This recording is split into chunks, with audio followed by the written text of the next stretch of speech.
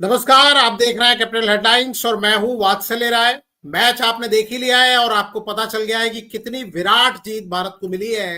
ये विराट मौका है, विराट शतक भी आया है और हमारे साथ हैं दिग्गज क्रिकेटर, कोच, क्रिकेट समीक्षक, लेखक श्री संदीप जोशी सर। बहुत बहुत स्वागत सर आपको, आपका, और बहुत बहुत बधाई आपको। और जिस तरह आपने कहा था कि लीग राउंड में अगर कोई टीम भारत को चुनौती दे सकती है तो वो न्यूजीलैंड है। आपने साफ तौर पे कह दिया था कि पाकिस्तान चुनौती नहीं दे पाएगी और मुझे लग रहा था कि पाकिस्तान थोड़ी बहुत चुनौती देगी क्योंकि मदर ऑफ ऑल गेम्स का कहलाता है, ये सबसे बड़ा मुकाबला कहा जा रहा था। लेकिन मुकाबला पूरी तरह एक तरफा हो गया। ये कैसे हो गया? ये क्या विराट कोहली की खूबी है या पाकिस्तान बहुत ज्यादा नर्वस था? जी, सभी देखने सुनने वालों को पहले तो बधाई, शुभकामना। देखिए वात्सल्य जी, अपन ये बात करते ही रहे हैं कि भारत पाकिस्तान पिछले कुछ सालों से लगभग करीबन एक दशक से करीबन छोटे भाई और बड़े भाई की तरह खेलता है। यानी कि अपने पीछे पीछे ही पाकिस्तान की टीम चल रही होती है पूरे मैच में। और ये अपने को बहुत अच्छे से देखने को पिछले कुछ सालों में दिखा है और ये इस मैच में फिर दिखा। लेकिन जो आत्मविश्वास भारतीय टीम इंग्लैंड से खेलकर और अपनी सारी चीजें अच्छी तैयारी करके, अच्छा अभ्यास करके जो दुबई पहुंची थी, वो आत्मविश्वास बिल्कुल उनके पहले मैच में भी दिखा और वो इस मैच में भी साफ दिखा। तो ये भारतीय क्रिकेट टीम की सामूहिक की जीत है, बहुत शानदार जीत है और सभी क्रिकेट प्रेमियों को देश भर के बहुत बहुत शुभकामना।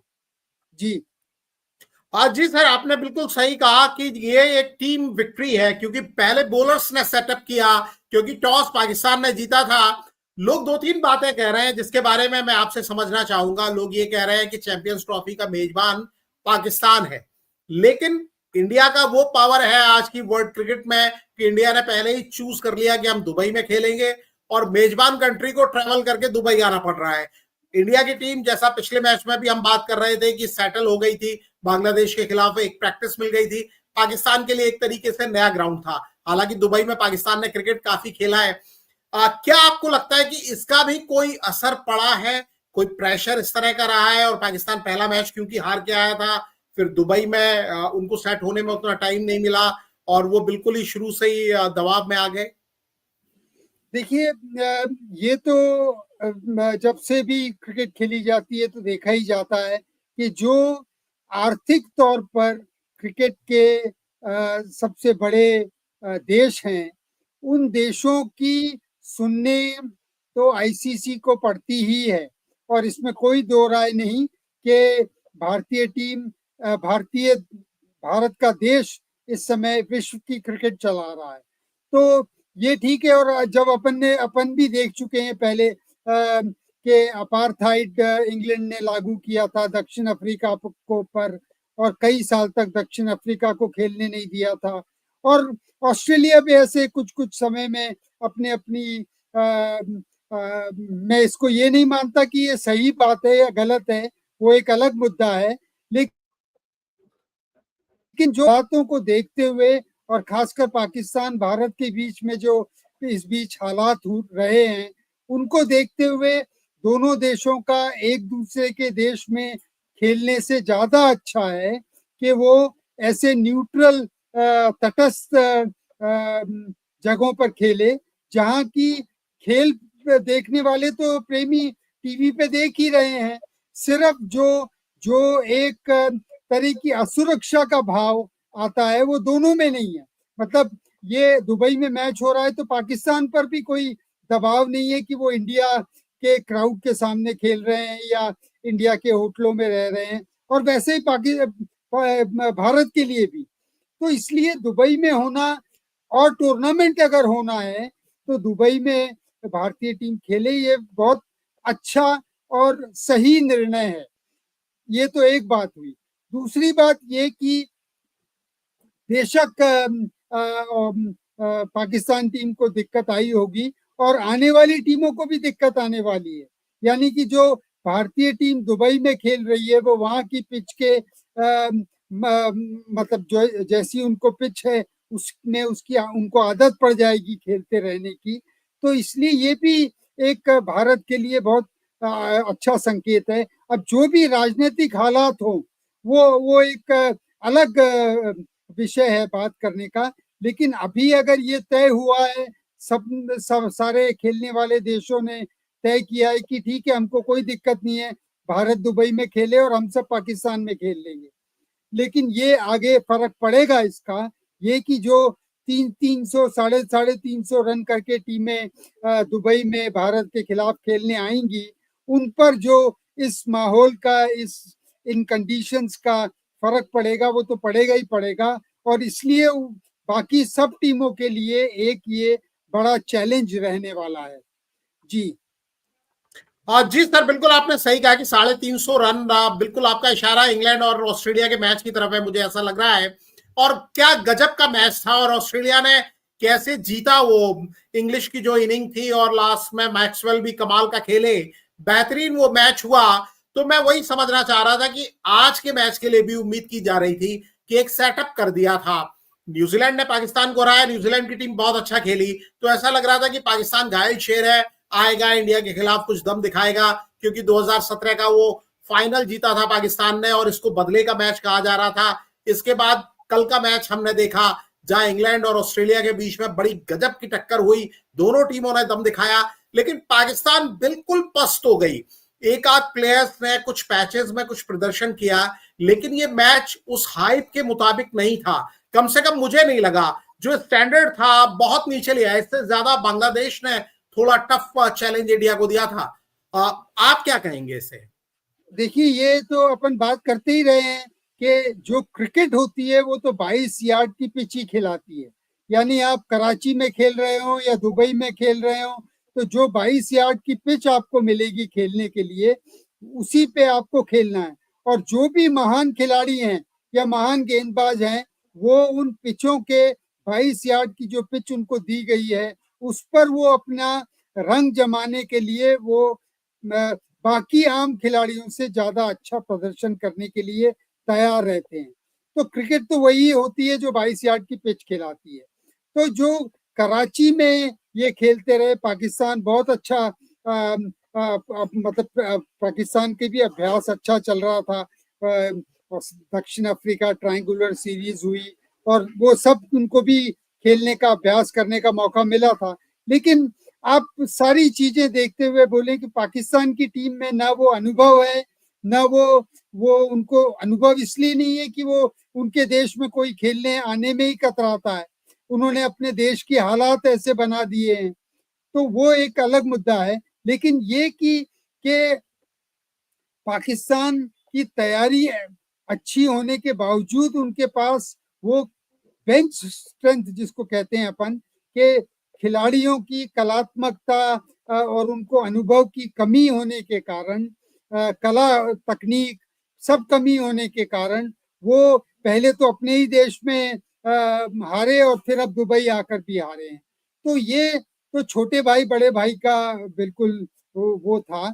अपनी जो बल्लेबाजी रही वो तो लाजवाब रही, गेंदबाजी बहुत अच्छी रही, इसलिए पाकिस्तान को अपन अभी छोड़ देते हैं। और उसमें ये कि ऑस्ट्रेलिया और इंग्लैंड का जो जो मैच की आपने जिक्र किया, वो मैच अगर अपन देखें तो वो पिच जो था वो 350 रन थे, और जब वो इंग्लैंड शुरुआत कर रही थी तो ऐसा लग रहा था कि 380 रन बनेंगे और 400 तक जा सकते हैं। लेकिन फिर ऑस्ट्रेलिया ने अच्छी बॉलिंग करी, फील्डिंग में कैचेस कुछ गजब के उन्होंने पकड़े, तो वो टीम को अपनी 350 तक ले आए। और फिर उसके बाद इंग्लिश ने क्या गजब की बैटिंग करी और इंग्लिश टीम को ही बाहर कर दिया उन्होंने। तो वो जो चीजें सब देखते हुए, हालांकि मैं ये मान रहा था कि ऑस्ट्रेलिया जब श्रीलंका में खेल रही थी और वो 2 एक दिवसीय हारी थी, तो उसके बाद मुझे लग रहा था कि ऑस्ट्रेलिया अभी दिक्कत आने वाली है ऑस्ट्रेलिया को इस चैंपियंस ट्रॉफी में। लेकिन वो गजब उनमें जिगरा है, उनमें जोश है, उनमें हिम्मत है कि वो बार बार अपने आप को उठाते हैं कि शिखर पर ले जाते हैं। कोई भी एक खिलाड़ी होता है जो उनको आर पार ले जाता है। तो उसको देखते हुए ऑस्ट्रेलिया की जो जीत है वो एक बहुत निर्णायक जीत है दूसरे पूल के लिए, यानी कि ऑस्ट्रेलिया अब अपने पूल में पहली टीम हो सकती है सभी मैच जीत कर, लेकिन दक्षिण अफ्रीका से उनका मैच होना है और यहाँ भारत का न्यूजीलैंड से होना है, इसलिए ये दो मैच और बहुत कांटे के अभी खेले जाने हैं। जी नहीं, भारत का मैच अब 2 मार्च को है, एक लंबा गैप है। और विराट कोहली से पूछा गया कि एक हफ्ते का जो ये गैप है ये आपके लिए अच्छा है कि बुरा है, तो विराट कोहली ने कहा कि 36 साल की उम्र में मेरे लिए अच्छा है।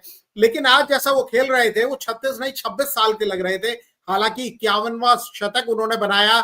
और जो इस मैच में एक दिलचस्पी का पॉइंट आया, जहां एक लोगों के अंदर उत्सुकता थी कि क्या विराट कोहली अपना शतक पूरा कर पाएंगे या नहीं कर पाएंगे, क्योंकि जब तक श्रेयस अय्यर खेल रहे थे विराट कोहली 15 रन दूर थे और ऐसा लग रहा था कि श्रेयस अय्यर शायद ये सेंचुरी पूरी नहीं करने देंगे। लेकिन श्रेयस आउट हुए, इसके बाद हार्दिक आउट हुए और विराट कोहली ने विनिंग स्ट्रोक लगाते हुए वो जीत हासिल कर ली।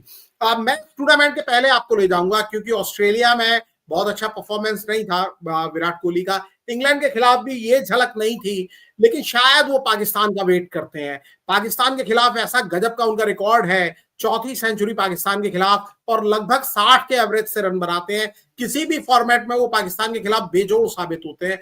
क्या कहेंगे आप विराट कोहली के लिए आज की जो इनकी पारी है? देखिए, जो hour come with the man, जब घड़ी आती है तो विराट कोहली सामने खड़े होते हैं उस चुनौती के। तो और पाकिस्तान हो तो वो चुनौती और सवा शेर हो जाती है।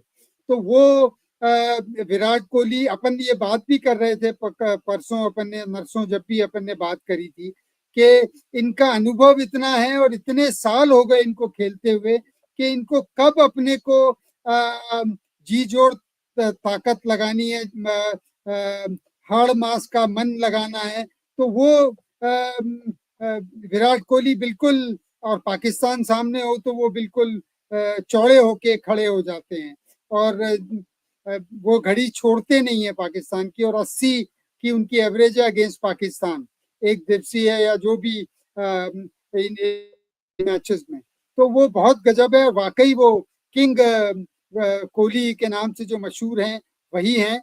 और बस मैं जो एक बात मेरे मन में उनकी बल्लेबाजी देखते हुए ही आ रही थी कि मुझे वो 2021 से पहले के जो उग्र विराट कोहली थे वो मुझे उतने पसंद नहीं थे, लेकिन अब जो विराट कोहली प्रेम और आनंद दे रहे हैं प्रेमानंद जी से मिलने के बाद, वो मुझे अध्यात्म के कोहली दिख रहे हैं। तो ये जो अध्यात्म के कोहली हैं, ये अपने को जो जाते जाते जो आनंद दे के जाएंगे अपनी बल्लेबाजी का, वो अपन सबके जीवन का स्वर्णिम पल होंगे।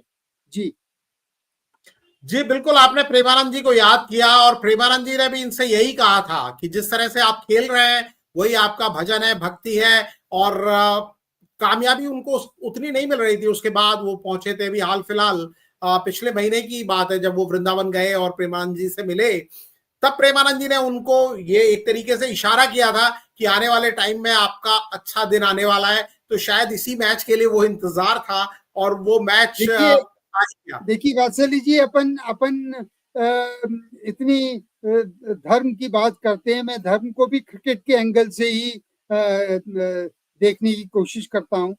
तो विराट कोहली जो 2021 से पहले का जो अपना स्वधर्म दिखा रहे थे वो देश और दुनिया को, आज वो अपना वही स्वधर्म बदला हुआ दिखा रहे हैं। यानी कि वो उग्र विराट नहीं अब बचे हैं, अब वो अध्यात्म के विराट हैं और वो चीजों को और अपने आसपास के सब लोगों को समेट कर लेकर चल रहे हैं।